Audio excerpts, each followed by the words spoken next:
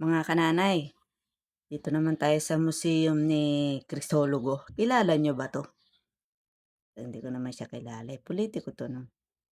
Ito pagpasok namin, magre-register kami. Pero walang entrance, donation lang din. Depende sa inyo kung magkano gusto nyo i-donate, ano?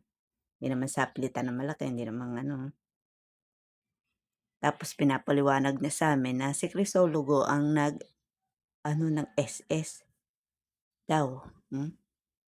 Kasi history, hindi naman ako nakikinig ng ng wala nga kasi kami hilig. Pati yung anak ko hindi mahilig sa history. O lang. Oh, kita niyo ba yan? Tsaka dito raw sa kanilang museo, hindi pinagbabawal ang camera.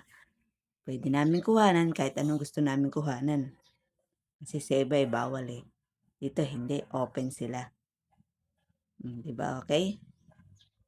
Pero ito raw inassassinate kamukha ni Ninoy. Kaya hindi nalaman kung sino ang nagpapatay sa kanya. Ganun. Yun sabi nung nag-aano dito, ikot-ikot kami dyan hanggang second floor. Tapos pinakalas niyan, doon mo makikita yung mga souvenir para bago